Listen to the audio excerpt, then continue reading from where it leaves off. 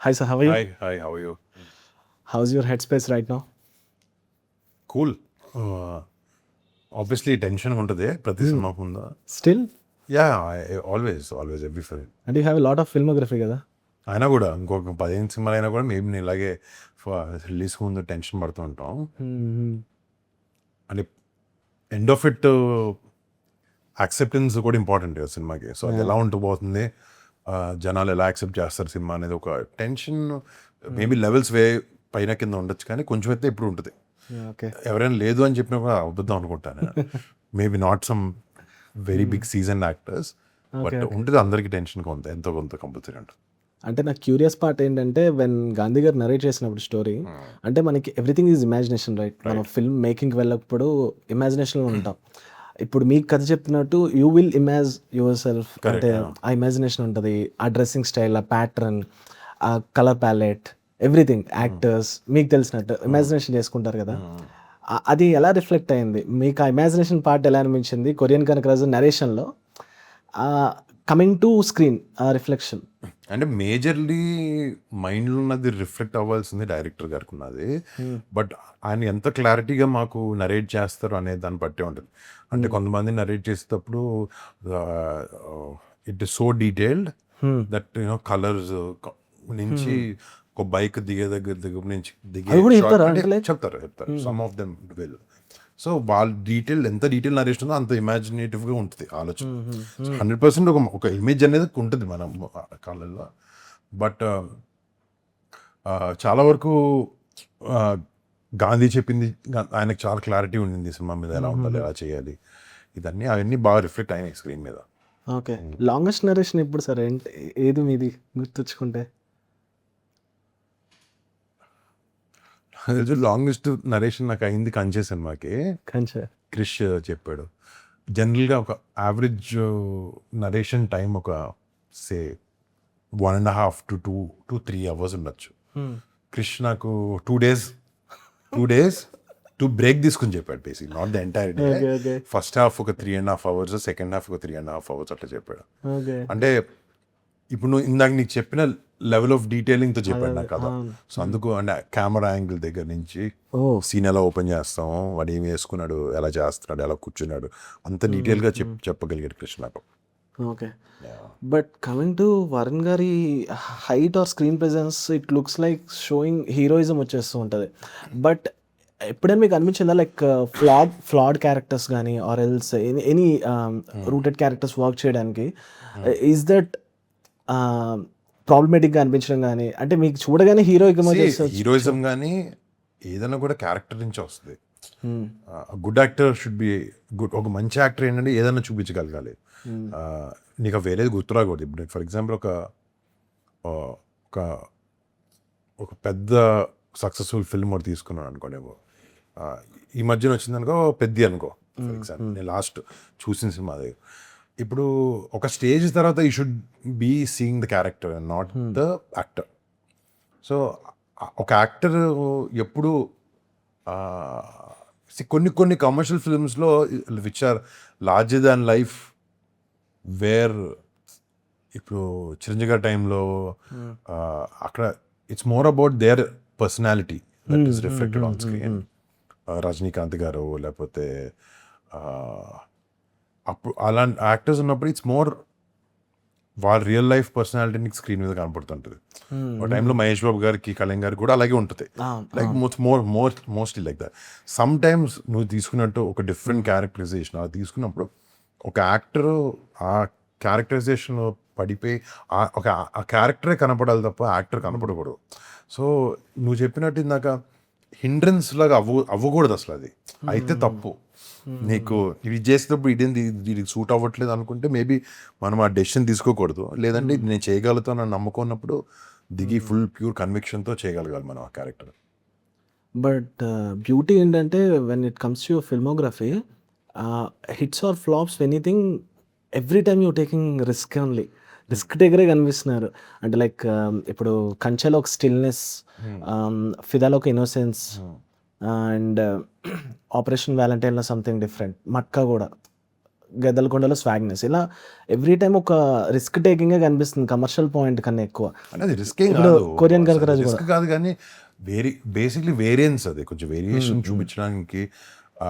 And don't, అది ప్రతిసారి మనకి దొరికే అవకాశం, చేసే అవకాశం రాదు. బట్ మేబీ ఎంచుకున్న క్యారెక్టర్స్ నుంచి వచ్చిన వేరియేషన్ అది తప్ప ఇప్పుడు ఇది వెరైటీగా ఉంది ఇది చేయాలి అనేది ఉద్దేశం కాదు. I think maybe I'm lucky నువ్వు చెప్పినట్టు వేరే వేరే డిఫరెంట్ క్యారెక్టరైజేషన్స్ చేసే అవకాశం నాకు రావడం. బట్ ఐ థింక్ యాక్టర్ చేయగలగాలి, ఫోకస్ దాని మీద ఉండాలి, ఏ క్యారెక్టర్ని చేయగలగాలి. అంటే do you prepare back stories for the characters, if for example Korean Kanakaraju, right, when it narrates? అంటే సమ్టైమ్స్ బ్రూటలీ ఆనెస్ట్, కొన్ని వాటికి అవసరం. ఇప్పుడు కొన్ని క్యారెక్టర్స్కి డైరెక్టర్ ఇచ్చిన ఇన్ఫర్మేషన్ సరిపోతుంది ప్లే చేయడానికి. ఇప్పుడు కొన్ని డీప్ క్యారెక్టర్స్ ఉన్నప్పుడు, ఇప్పుడు గదరుని గణేష్ తీసుకో ఫర్ ఎగ్జాంపుల్, సినిమాలోనే ఒక బ్యాక్ స్టోరీ ఉంది, ఆ బ్యాక్ స్టోరీ మనకి క్లియర్గా తెలుసు. సో అది మైండ్లో పెట్టుకుని వర్క్ చేయడం ఒకటే. కంచెలో కూడా అలాగే ఉంటుంది. ఇప్పుడు ఫర్ ఎగ్జాంపుల్ F2, F3 తీసుకుంటే ఏం బ్యాక్ స్టోరీ ఉంటుంది. ఆర్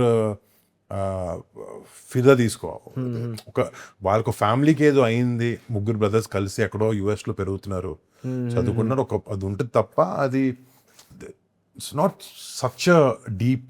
బేసిక్ వై అనేది they teach you in acting school. ప్రతి క్యారెక్టర్కి బ్యాక్ స్టోరీ అని నువ్వు ఆలోచించుకోవాలి అని చెప్పి. Some directors get in to that level of detailing, some characters don't demand that. Okay, like what explored అంటే లైక్ కొరియా చూసిన తర్వాత your perspective on film making and actor after Korea చూసిన తర్వాత, Korea visit, Korean perspective acting ఏం మారలేదు, film making కూడా ఏం మారలేదు. ఎందుకు మారుతుంది? కొరియన్ కాంటెంట్ చూసిన తర్వాత, కాంటెంట్ అండ్ మీరు వెళ్ళిన తర్వాత కూడా, వెళ్ళిన తర్వాత it was a very nice place, obviously enjoy చేసాం. But we were so busy shooting, so అంత లాంగ్వేజ్ బ్యారియర్ ఎక్కువ ఉండింది, కష్టం అయింది అక్కడ కమ్యూనికేషన్ ఇవన్నీ మాకు బాగా. Other than that everything is very similar. అక్కడ కూడా చాలా మంది ఫ్యామిలీ, మనకు తెలుగులో ఎలాగా మన ఇండియాలో ఎట్లయితే ఫ్యామిలీ ఫోకస్ ఉండడం, కలిసి ఉండడం, అలాగే ఉంటారు అనుకుంటా అక్కడ కూడా చాలా మంది. నాకు పరిచయమైన 2-3 వరకు నాకు అదే చెప్తున్నారు. బట్ ఫిల్మ్స్ కూడా, there films are made very well. Most తెలుగుకు రిలేటెడ్ గా అనిపిస్తాయి కొన్ని కొరియన్ ఎమోషన్స్, అంటే కొంచెం డీప్ గా డ్రామటైజ్ చేస్తారు ఎమోషన్స్, లవ్ని కానీ. సో చాలా మంది అమ్మాయిలకి కొరియన్ డ్రామాస్లో రొమాన్స్ అన్ని చాలా ఇష్టం, because they dramatise it quite well, and I think they have their own unique way of showcasing their characters and characterisation. నాకు పర్సనల్ నేను అంత ఎక్కువ చూడలేదు, ఎక్కువ కొరియన్ యాక్షన్ వే చూసాను అనమాట. బట్ మేజర్ చేంజ్ నాకైతే ఏమనిపించలేదు, వెరీ వెరీ మచ్ సిమిలర్. అంటే లైక్ ఇప్పుడు ఎమోషన్ అన్నారు కాబట్టి, అంటే ఎమోషనల్ యాక్సెస్ ఎలా మీరు చేస్తారు? అంటే like recalling your memories or else sincere through the scene, మీ ఎమోషనల్ యాక్సెస్ ఎలా ట్రిగర్ అవుద్ది? అంటే లైక్ పర్ఫెక్ట్ టైం సీన్కి, సినారీకి. What if I in this position situation అనే దాని నుంచే ఎక్కువ. మేబీ కొంతమందికి ఎక్సర్సైజ్ వేరేలాగా ఉంటుంది అది. ఇప్పుడు అక్కడ హార్డ్ కోర్ ఒక ఎమోషనల్ సిచ్యువేషన్ జరిగేటప్పుడు మనం ఎట్లయినా క్యారెక్టర్ యాక్ట్ చేసేటప్పుడు ఆ షూస్లో ఉండి ఎలా చేస్తాం, ఎలా బిహేవ్ చేస్తాం, కోపం వస్తే ఎలా వస్తాం అని అనుకుని చేస్తాం. కాబట్టి అట్లాగే ఎమోషన్ కూడా, ఇప్పుడు నాకు ఒక లాస్ వచ్చింది, లేకపోతే నాకు ఒక సిచ్యువేషన్ వచ్చింది, ఇప్పుడు నేను ఎమోట్ చేయాలి అన్నప్పుడు మేజర్ డ్రైవ్ క్యారెక్టర్ నుంచి, ఆ సిచ్యువేషన్ నుంచే వస్తుంది. మీరు చెప్పినట్టు మన సొంత ఎక్స్పీరియన్స్ ఆలోచించుకోవడం కూడా అది చేస్తారేమో, అది బట్ ట్రై చేసాను పని అంత. Have you ever tried and before? Ya, I did. మట్కాలో ఒక పెద్ద ఏడ్చే ఎమోషనల్ సీన్ ఉంటుంది ఒకటి అక్కడ. బట్ థింగ్ ఇస్, యాక్చువల్లీ నేను వేరే యాక్టర్స్ని చూశాను, లైక్ సైలెంట్గా కార్నర్లో కూర్చుని మేబీ అలాంటి ఎక్సర్సైజ్ హెల్ప్ అవుతాయి. నువ్వు ఏదో ఫన్నీగా మాట్లాడుకుంటూ సెట్లో అల్లరకుంటూ సడన్గా ఎమోషనల్ సీన్ చేయాలంటే కొంచెం కష్టం. I think you should be in the mood. కొంచెం అట్లీస్ట్ దట్ పర్టిక్యులర్ డే కొంచెం సైలెంట్గా ఉండి maybe if you're thinking only about that it might all this will help. అంటే do you ask the directors, ఇప్పుడు for example Korean Kanakaraja తీసుకోండి, some sequences special ఉంటాయి, అంటే like బీట్స్లో ఈ బీట్ ఈ సీన్ కొంచెం టైం టేకన్ తీసుకొని చేద్దాం, we should prepare something else రెగ్యులర్గా కాకుండా అని మీరు అంతా డిస్కస్ చేసే థింగ్స్ ఉంటాయా? లైక్ ఈ సినిమా వరకు లేదు అట్లాగేమి. అంటే ఇది టిపికల్గా ఒక రెగ్యులర్గా ఉండే కాన్సెప్ట్ లేదు సెకండ్ హాఫ్లో చాలా వరకు. అంటే మీరు చెప్పిన వరకు ఏంటంటే యాక్చువల్లీ మేబీ ఏదైనా డైలాగ్ వరకు మాట్లాడుతుంది తప్ప మాకు ఆ ప్రాబ్లం ఉంటే అది ముందే సెట్ చేసుకునే వాళ్ళం. ఇప్పుడు ఒక ఫస్ట్ ఆఫ్ ఆల్ ఒక కామెడీ సీక్వెన్స్ ఉండేది ఫస్ట్లో.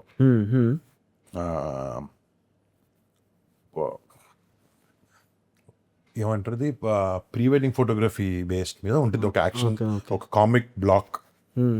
అది మేము రాసుకున్నప్పుడు విన్నప్పుడు ఫ్రెష్గా ఉండింది, బట్ తర్వాత it was quite repetitive in films. అప్పుడు అనుకున్నాం లేదు ఇది బాగా రిపీటేటివ్గా ఉంది, చాలా మంది చేశారు, వీళ్ళు చేంజ్ దిస్ అనే డిస్కషన్ జరిగింది అలాంటివి. ఓకే, అలా మీకు ఇప్పుడు గుర్తున్న ఉన్నాయంటే improvisations hits bigger way in audience మీ ఫిల్మ్స్లో? అలా improvisation hits bigger way, either sequence, scene or just moment మీరు అబ్జర్వ్ చేస్తారు కదా, హిలేరియస్గా ఆడియన్స్ ఇది మనం అనుకోలేదు స్క్రిప్ట్ వెర్షన్లో, బట్ ఆన్ ద స్పాట్లో ఇది హిట్ బాగా చేసింది జనాల్ని, మనం చేసిన రిఫ్లెక్షన్ ఏదైతే ఉందో అనేది థింగ్. ఈ సినిమాలో అది చూడాలి ఎలా రిఫ్లెక్ట్ అయిందో స్క్రీన్ మీద. మాకైతే అనిపించింది కొంచెం ఉన్న సీన్స్ని కొంచెం బెటర్గా చేయగలిగాం, బెటర్గా ఇంప్రవైజ్ చేయగలిగామని. అంటే once you're in the character ఫుల్గా ఎక్కించుకోగలిగితే ఈజీగా ప్రాక్టీస్ చేయకపోయినా ఆ సీన్లో అక్కడక్కడ అనగలుగుతావు. Okay, if you're in to the character. ఇప్పుడు F2 అప్పుడు కూడా వెంకటేష్ గారు మేము చాలా వరకు అక్కడక్కడ అనుకుని కొన్ని ఇంప్రూవైజ్ చేసినా కూడా ఉన్నాయి. Okay, yeah, I can't give you exact examples. So but improvisations basically come from the involvement in the character. True. Sir ఇప్పుడు నేను వెంకటేష్ గారు అంటే గుర్తొచ్చింది, మీరు ఎక్కడో చెప్పినట్టు గుర్తు, ఆయనతో ఒక చిన్నప్పుడు ఒక 2 ఫిల్మ్స్ చేయాలి, అది మిస్ అయింది అని. రైట్, ఒకటి ఇంట్లో ఇల్లాలు, అదొకటి ఇంట్లో ఇల్లాలు, వంటి సినిమా. అప్పుడు హైట్ ఎక్కువ ఉన్నానని చెప్పి వద్దన్నారు. చిన్న వాసు బ్రదర్ క్యారెక్టర్ ఉంటుంది అతను. అది బేసిక్లీ కాలేజ్ స్కూల్ ఏదో మానేమన్నారు, అది అప్పుడు కుదరలేదు, అది మానే. Any other but I got to work in better films, right? Better films as in bigger role with him. అంటే లైక్ మీలో ఒక కొత్త యాంగిల్ని ఎక్స్ప్లోర్ చేస్తుంది F2 అనేది.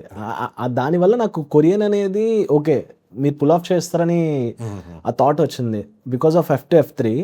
ఆ జోనర్ మీరు ఎప్పుడు ఎక్స్ప్లోర్ చేయలేదు. ఫస్ట్ టైం ఒక యాక్టర్ ఒక డిఫరెంట్ అప్రోచ్ తీసుకున్నప్పుడు, ఒక వేరే జానర్లో సినిమా చేస్తున్నప్పుడు సూట్ అవుద్దా లేదా అనేది. భయపడ్డారా?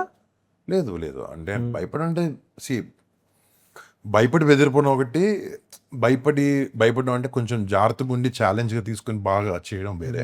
Same thing, right? Almost. But I more of a challenge, దీన్ని జాగ్రత్తగా చేయాలి, we have to nail it అని ఒక కాషియస్గా ఉంటాం భయపడడం కన్నా. More cautious than scared.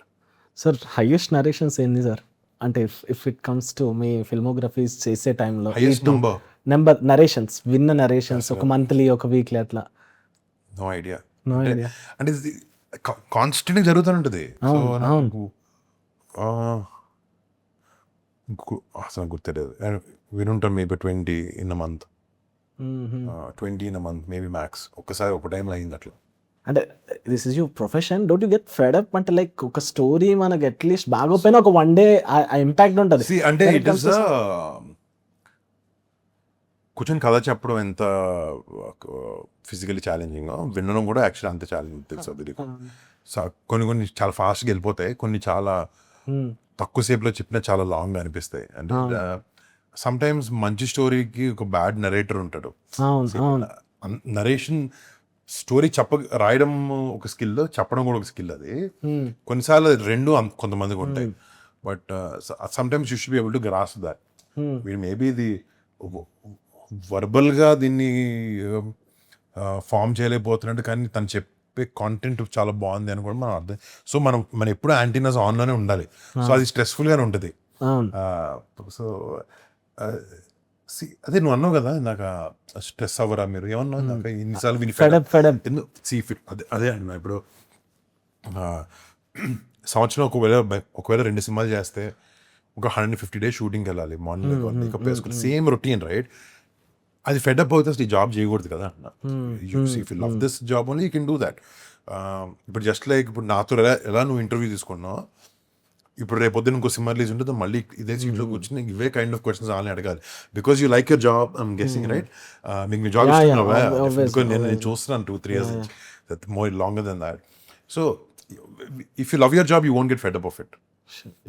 నాకు అంత I love my job. So కానీ ఏంట్రా ఇది ఈరోజు అని అనిపిస్తుంది. అది అంటే how difficult to you? A human కైనా ఎంత ఇష్టమైన పని చేసినా ఎప్పుడైనా వన్స్ ఇన్ వైల్ ఫెడప్ అవుతే అవ్వచ్చు. బట్ అదే ఒక చిన్న బ్రేక్ తీసుకుని మళ్ళీ వర్క్లో దిగచ్చు ఎప్పుడు అలాంటప్పుడు. అంటే according to Varun garu, how difficult you say no to the who are the creator opposite? అంటే ఎంత మీకు స్ట్రగ్లింగ్ ఎలా ఉంటుంది నో చెప్పడానికి? ఈజీయా అంటే లైక్?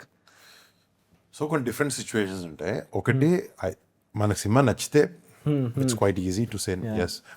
కొన్ని ఎట్లా ఉంటాయంటే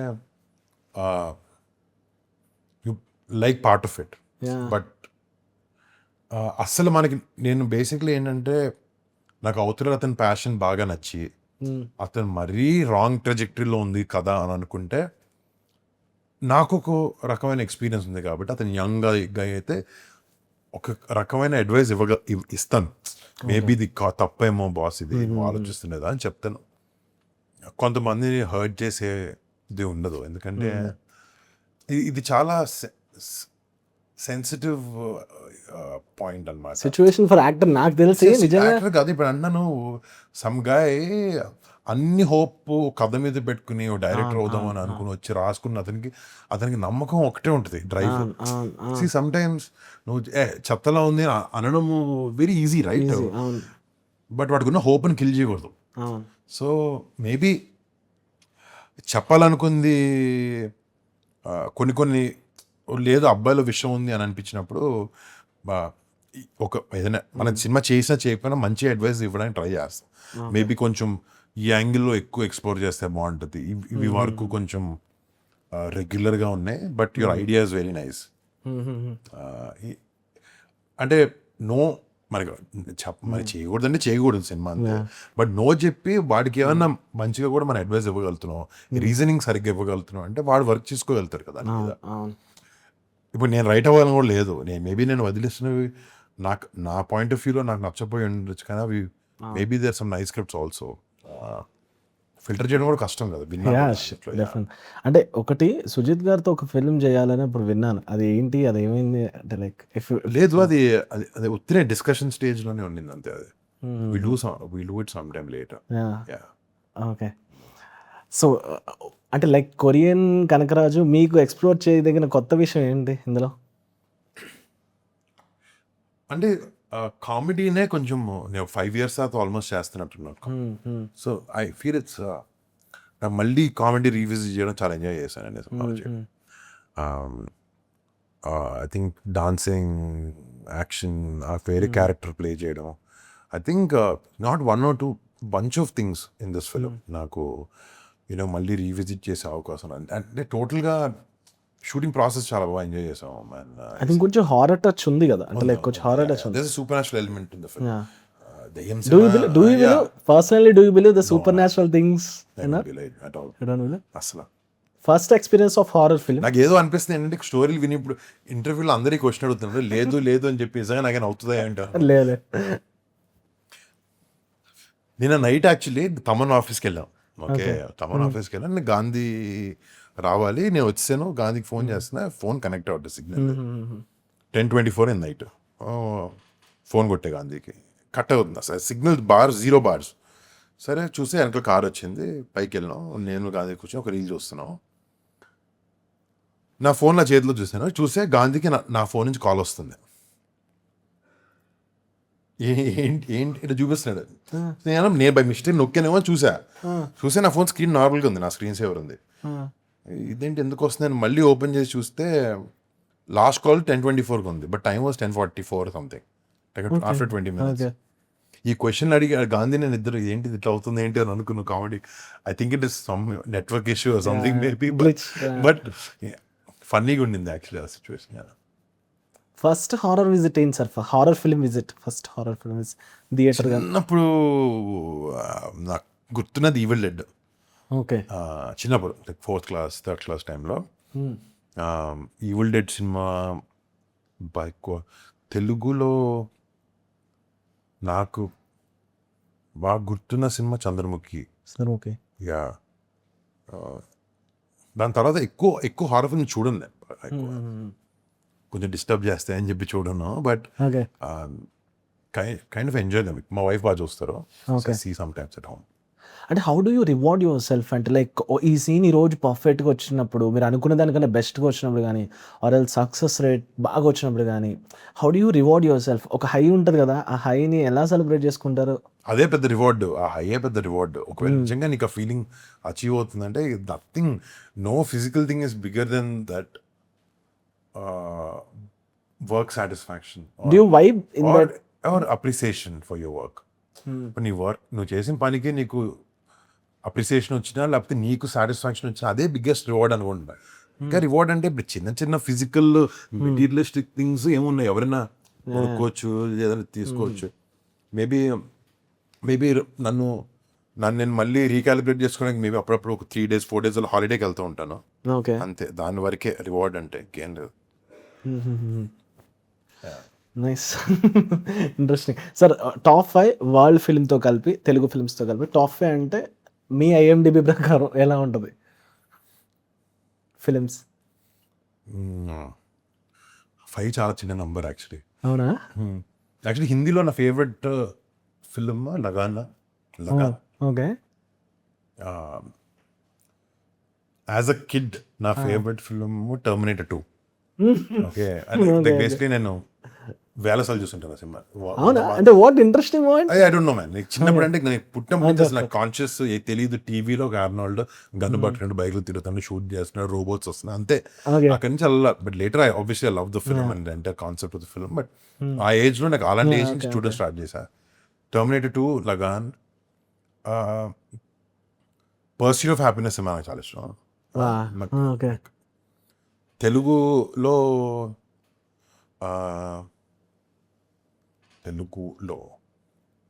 ఓల్డ్ ఫిల్మ్స్ కొత్త ఎనీథింగ్ అంటే ఇది కొంచెం టిపికలే, కొంచెం చెప్పడానికి ఎందుకు రిమెంబర్ కష్టం.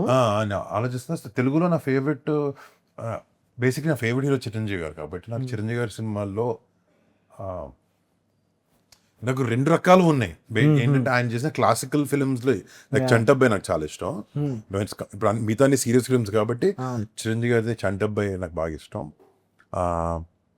తర్వాత నాకు one of my other favourite film Rangasthalam నాకు ఇష్టం.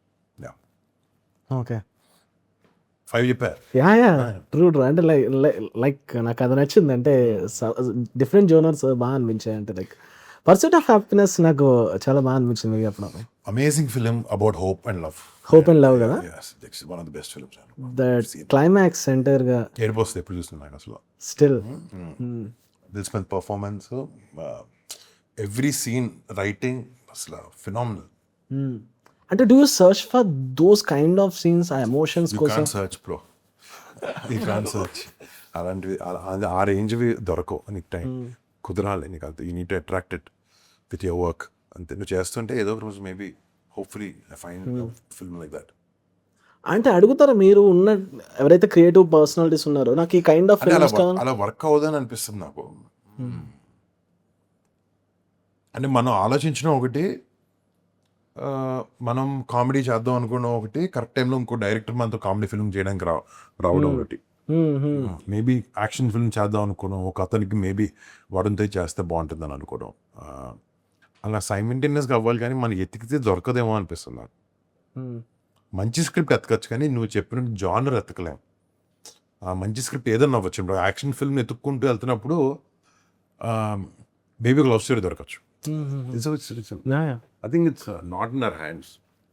అంటే ఈ కాన్షియస్ డెసిషన్ పాయింట్ ఎక్కడ దొరుకుతుంది sir? For example Korean Kanakaraj వచ్చింది, మీకు దానిలో కూడా ఏదో ఒకటి కనిపించవచ్చు, ప్లస్ కనిపిస్తుంది, మైనస్ కనిపించవచ్చు, but it will be work అనేది మీకు ఒకటి మైనస్ అనిపిస్తుంది. కనిపిస్తే చేయను కానీ అన్ని చిన్న ఇది బాగుంది అనిపిస్తే చేస్తా. ఇప్పుడు నువ్వు నీకు చెప్పినట్టు నెలకు 20 విన్నానని చెప్పాను కదా ఒకటి. అవును, అవును, సో టోటాలిటీగా తీసుకుంటే ఈజీగా ఒక 200, 300, 400 కళ్ళు వినుంటాం కదా నేను. అవును, 10 years అవును. Maybe more.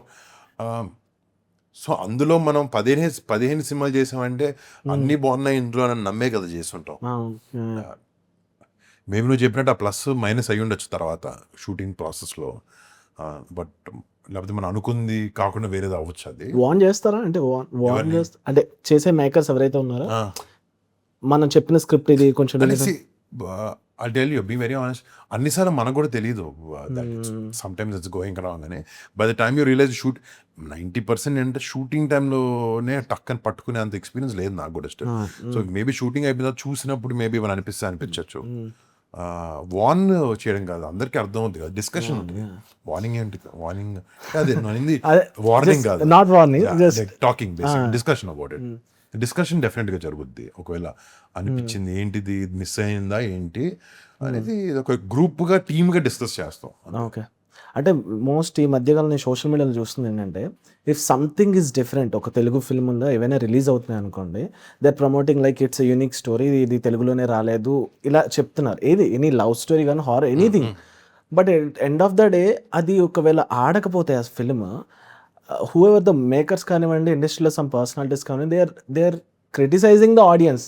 మీరు మలయాళం ఫిల్మ్స్ని ఎంకరేజ్ చేస్తున్నారు, కన్నడ ఫిల్మ్స్ని ఎంకరేజ్ చేస్తున్నారు, తెలుగులో చూడడం రావట్లేదు అని ఆడియన్స్ని ఓపెన్గానే స్పీచ్ చేస్తున్నారు. అంటే దానికి కూడా రియాక్షన్స్ వచ్చిన వాళ్ళు ఉన్నారు.